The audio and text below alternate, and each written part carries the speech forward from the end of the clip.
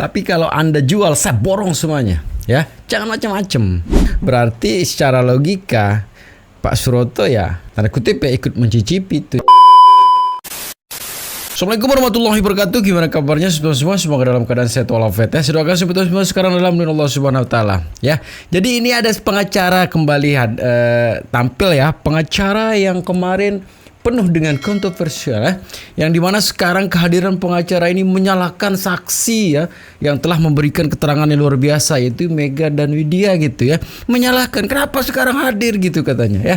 Ya jadi begitulah kira-kira ya. Jadi siapa dia? Pasti Anda sudah tahu siapa dia kalau bukan abang kita, Abang Rasman gitu ya. Jadi gimana komentar dari Abang Rasman? Sebentar, mari kita reaksi ya. Ini dia. Yang menganehkan juga bagi saya, kenapa Mega dan temannya itu baru sekarang bersuara. Padahal mereka tidak pernah diperiksa, mereka tidak pernah memberikan keterangan di tempat yang seharusnya. Misalnya di polisi dan di pengadilan. Begitu.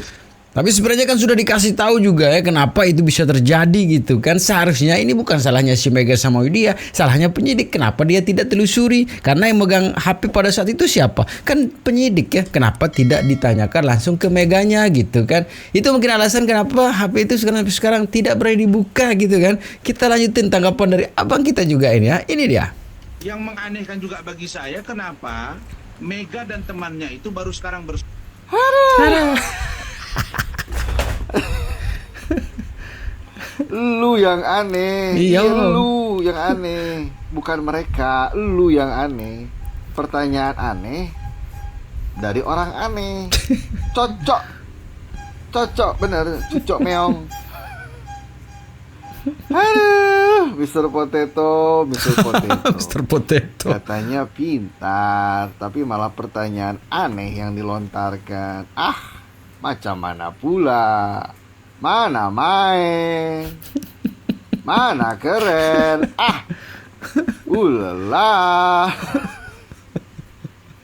Mr. Potato, Mr. Potato. Harus diingat, peristiwa tersebut terjadi di kota kecil. Bahkan secara ekonomi saja menengah ke bawah. Pemahaman terkait kuasa hukum dan lain sebagainya minim. Ya. Apalagi mereka paham betul yang dihadapi ini siapa, dan peristiwa apa. Betul. Otomatis ada begitu banyak rasa takut dan rasa khawatir bila berbicara. Berbeda halnya dengan saat ini. Ada yang memfasilitasi, ada yang mendampingi dan lain sebagainya. Apalagi menjadi sorotan publik.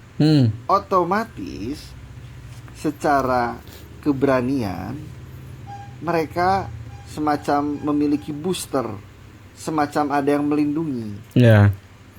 Maka saat ini mungkin saja dianggap waktu yang tepat untuk mereka berbicara. Betul. Please deh, masa hal seperti itu aja tidak dipahami oleh Mr. Potato. Katanya pintar, tapi kok kayak ngono. Ulala. Bila sudah terjepit, apapun dilontarkan. Bila sudah terhimpit, apapun dipertanyakan. Untuk mencari sebuah alasan, untuk mencari sebuah pembenaran. Terbentur kanan kiri atas bawah, bukan? Ya, terbentur dengan kenyataan dan fakta. Ayo. Bingung buat melangkah, bukan? Iya iyalah, masa iya dong. Aduh, Mr. Potato. Mr. Potato, lu yang aneh. Jadi kalau saya menanggapi juga sebetulnya kasihan juga gitu kan. Kok sekarang ini langkahnya Abang Rasman salah terus gitu kan.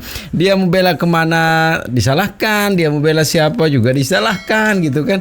Dan sekarang dia punya statement juga disalahkan gitu kan. Ini ada apa ini barang kita ini gitu loh. Ya selalu salah langkah gitu loh. Sepertinya abang kita ini marah besar ini ya. Marahnya kepada salah satu pengacara kemarin. Itu si pengacara Tony katanya ya. Kita saksikan kemarahan dari abang kita. Ini dia. Siapapun kau, kalau kau tidak menghargai saya, satu organisasi dengan saya, maka saya tidak akan menghargai kau dimanapun kau. Dan kapanpun kau tidak senang sama saya, temui saya di mana. Saya sudah katakan la dororo wa la dororo. Saya tidak pernah mencari masalah. Tapi kalau kau jual, saya akan borong kau. Saya akan lawan kau. Siapapun kau. Siapa di belakang kau? Tapi kalau Anda jual, saya borong semuanya. Ya, jangan macam-macam. Itu pengacara yang luar biasa itu. Jadi jangan macam-macam ha. Jika Anda jual, saya borong tuh. Ya, katanya Bang Rasman gitu kan. Tapi yang lebih menarik sebetulnya, ternyata tidak cukup sampai di situ kemarin ya. Bang Rasman ini dikerjain terus sama netizen gitu kan. Seperti video yang ini. Tahan ketawa Anda. Saya nggak mungkin lebih kaya dari Pak Susno. Sekarang saya menantang. Cantik. Barang siapa yang bisa membuktikan ini adalah kecelakaan laka lantas tunggal, saya bayar 11 juta rupiah. Lebih mahal dari satu. Ya cuma beda 1 juta lah ya. Tapi sekarang yang buat sayembara kok menghilang gitu kan. Malah menyalahkan siapa gitu kan.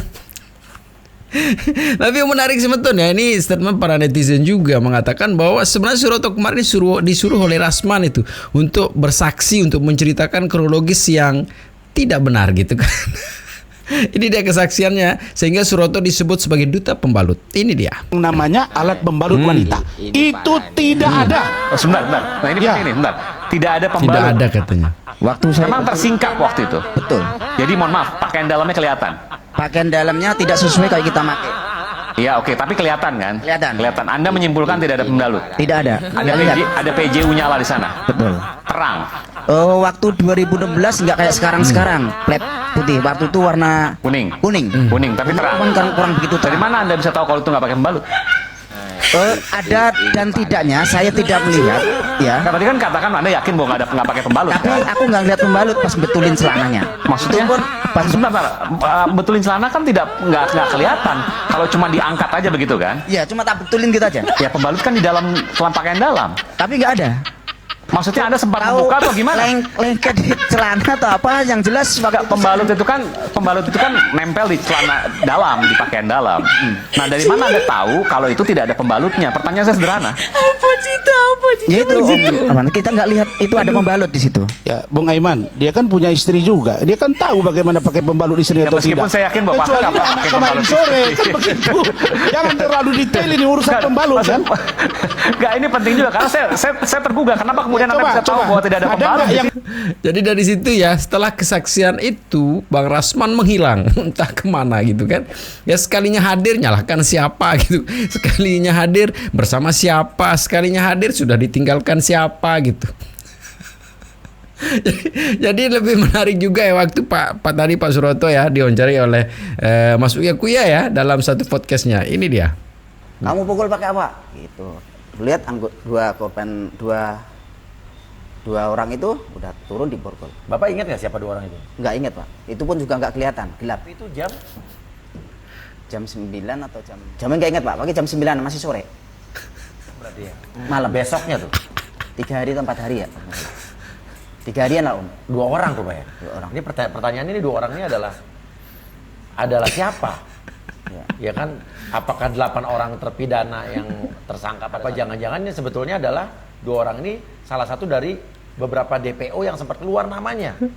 Apakah 2 orang ini Dani, Andi, Peggy alias Peron, ada lagi Panji, ada Andika. Siapa? 2 orang ini siapa pertanyaannya? Bapak nggak tahu tuh Pak? Nggak tahu Pak. Nggak mengenal 2 orang Nggak ini siapa? mengenal karena juga saya juga jauh. Cuma dengar kamu Dan 2 orang ini pertanyaannya yang di dalam penjara apa masih hidup apa enggak nih? Yang di dalam penjara apa bukan? Dan kalau bukan masih hidup apa enggak gini? Iya. Terus sesudah itu mencari-nyari pakai balok. Baloknya kan dicari-cari gitu di kebun. Aku juga ngeliat aja dari jauh. Tapi cuma 2 orang Pak? Lihat 2 orang. Cuma 2 orang. Padahal sebelumnya yang ditangkap itu adalah 11 orang. 7. lebih dari 5 orang. 8 orang. 8. Ya, 7 orang yang saling mengenal, 1 orang yang nggak saling mengenal. Tapi ini cuma 2 orang. Mobil saya nggak tahu Pak karena mobilnya gelap. Yang turun kulihat 2 orang. Ini termasuk yang 8 orang itu apa bukan? Siapa mereka? Kan harusnya kan kalau emang mereka adalah 7 orang atau 8 orang ini mereka dibawa sama-sama kan? Nanti kita coba cek, tanya ke mereka, ada nggak di antara para terpidana yang pernah dibawa ke tempat yang dituduh sebagai tempat eksekusi dan cuma berdua? Kita akan coba tanya. Mas Uya sendiri bingung dengan jawaban Pak Suroto ya.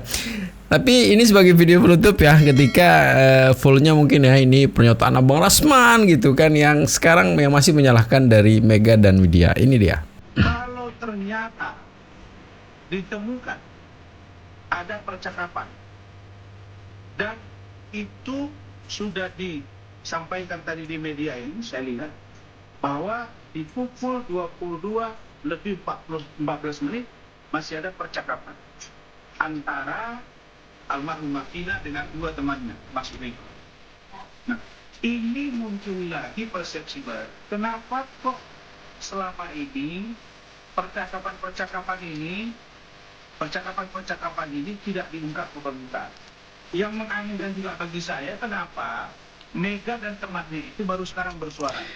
Tapi sebenarnya sih sudah dijawab juga tadi kan alasannya gitu ya. Secara tahun itu kan dimana tadi abang kita menjawab bahwa dalam kondisi dulu tidak ada yang akan membacking keterangan dari Widya gitu kan sama Mega gitu. Ya, cara anak umur segitu mungkin takut juga bersaksi, dan siapa yang dihadapi kan takutnya nanti akan memberikan statement bahwa dia salah satu pelaku gitu kan. Ya ketakutan seperti itulah wajar lah ya. Tapi kenapa sekarang berbicara? Kan kita lihat sendiri tuh sekarang Mega Widya itu di belakang siapa gitu.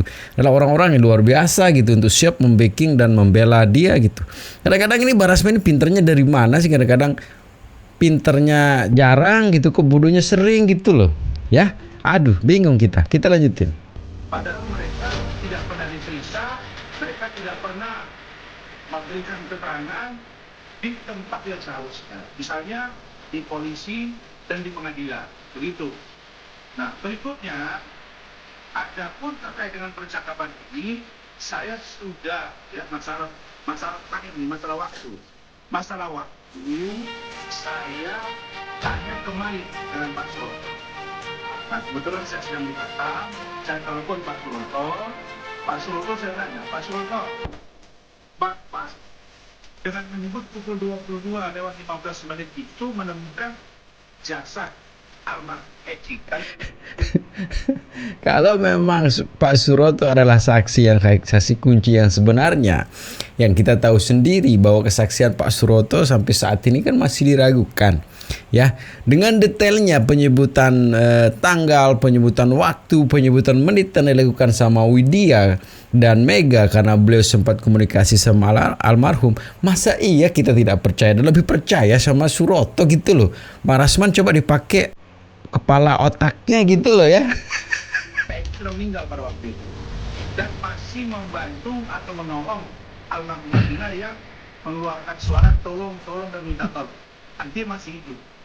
Nah, dia mengatakan pertama, Pak Rasman, saya dari Allah, saya bersumpah bahwa saya benar orang pertama yang menemukan almarhum Eci dan almarhum Vina di jembatan atau flyover Talun. Berarti kalau Pak Suroto yang menemukan pertama korban gitu kan, jelas bahwa dengan keterangan sebelumnya dia tahu itu ada pembalut dan tidak. Berarti secara logika Pak Suroto ya tanda kutip ya ikut mencicipi itu si almarhum gitu ya. Tapi kita tidak boleh berspekulasi seperti itu. Tapi kalau kita mengikuti alur kepalanya Abang Rasman ya, kan begitu jawaban netizen jadinya. Kok dia tahu orang make dan pembalut itu, yang dimana kita tahu sendiri lah masakan pembalut kayak gimana gitu ya. Tapi kok detail sekali dan percaya sekali gitu kan dengan jawaban dari Suroto. Bingung. Jadi segitu saja video semeton ya. Saya langsung berpesan di akhir video, jangan cepat termakan hoax, selalu jaga persatuan dan kesatuan serta persaudaraan kita ya. Dan jangan nakal tuh ya, karena sedikit nakal bisa berakibat fatal. Jadi segitu saja video Abang Rasman kita sekarang semeton ya. Semoga bisa menghibur semeton semua. Assalamualaikum warahmatullahi wabarakatuh.